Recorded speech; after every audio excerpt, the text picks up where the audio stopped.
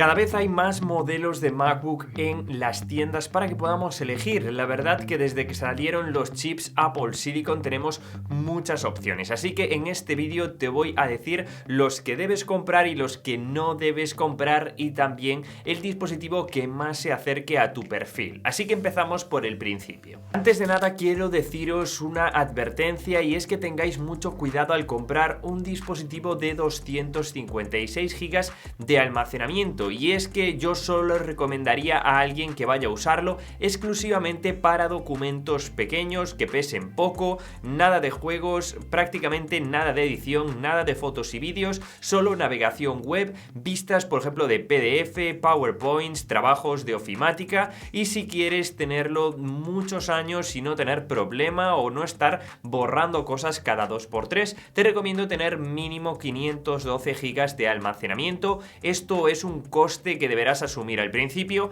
pero creo que es lo mejor para ti y para tu experiencia. Así que después de esto quiero deciros qué dispositivos MacBook yo no me compraría, vamos, tampoco se lo aconsejo a ninguno de mis amigos, que son los MacBook con el procesador Intel. Ya puede ser el i5, i9, y es que no vale la pena en ningún caso. Desde el año 2020, si no me equivoco, que Apple presentó los chips con el procesador Apple Silicon, es decir, el M1, M2, M3, pues ya no vale la pena, ya que muchas aplicaciones ya están transicionando a estos nuevos chips y además son mucho más eficientes y tienen mejor rendimiento. Y por cierto, si vais a compraros exactamente en este momento, te voy a dejar ofertas de Katwin en la descripción porque están con las ofertas del verano, Summer Break, y tienen ofertas en todos los MacBook también, incluidos iPhones, iPad y demás, pero como sé que os interesan los Mac, igual os interesa. Empezamos por los dispositivos básicos, es decir, dispositivos de entrada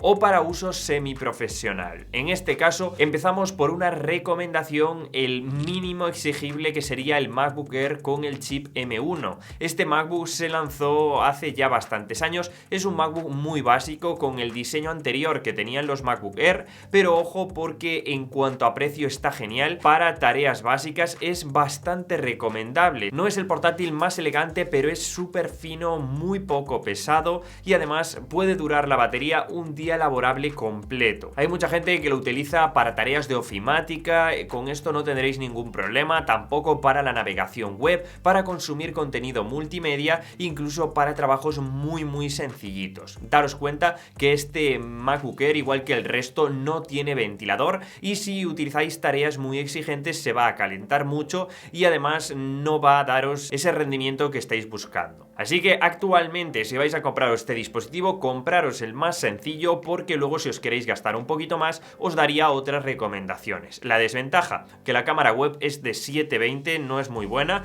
y además el chip M1 solo admite un monitor externo, esto tenedlo en cuenta. Seguimos con la segunda recomendación, que sería el MacBook Air M2. Este es el mejor calidad-precio que existe a día de hoy, tiene un diseño ya bastante renovado respecto al M1, con una pantalla algo mejor, algo más grande, con más brillo, con una cámara web ya 1080, dos puertos USB 4, un conector para auriculares y el cargador MagSafe, que también puede ser interesante. En cuanto al chip en sí, mejora en cuanto a CPU aproximadamente un 18% y en cuanto a GPU un 35%. Esto es de media porque dependerá un poquito de tu configuración. Es súper recomendable y yo os digo, si queréis un mix entre un dispositivo semiprofesional para editar algunos vídeos, para editar algunas fotos, con algo de potencia para ciertas aplicaciones, pero también utilizarlo en cuanto a ofimática y en el día a día, es el dispositivo para mí perfecto. Y luego tenemos algo un poquito superior, que sería el último MacBook Air M3. Solamente mejora en procesador, en chip, ya que en el resto de cosas es muy similar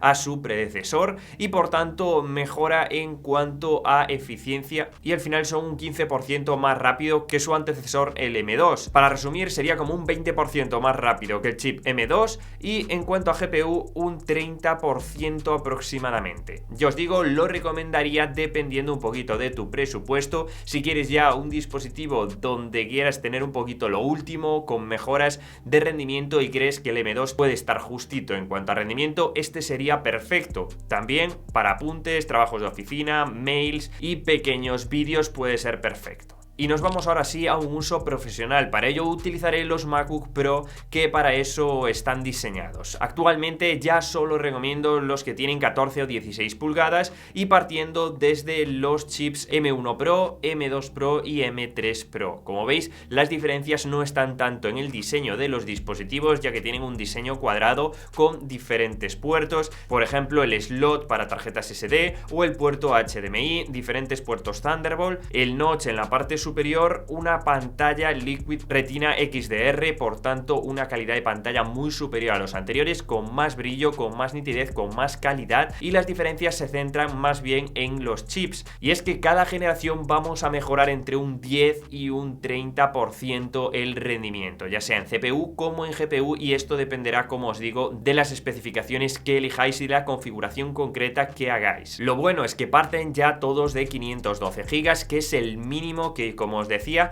yo recomiendo cuando os compréis un MacBook, y en este caso un MacBook Pro con documentos, con archivos mucho más grandes, para mí es mucho mejor. Y la elección del chip pues va a depender para qué lo vayas a utilizar. Obviamente en el año 2024 y 2025 voy a recomendaros desde el M2 Pro en adelante. El M1 Pro y el M1 Max son ya algo antiguos, aunque funcionan estupendamente. La diferencia entre el M1 y el M3 es bastante evidente en más de 20 puntos porcentuales, tanto en CPU como en GPU, por tanto vais a pagar un poquito más y vais a obtener bastante más diferencia en cuanto a rendimiento. Os dejaré, para que os quede un poquito más claro, por aquí las diferencias entre el M2 Pro, el M3 Pro y los diferentes dispositivos de partida. También os dejaré una tabla comparativa en la descripción para que podáis compararlos en múltiples dispositivos con esta comparativa de Catwin, donde podemos elegir muchísimos y ver en una tabla resumen súper rápido las diferencias. Y también recuerda que si eres estudiante tienes un descuento de estudiante, pero no solo estudiantes, sino más bien personal educativo, incluso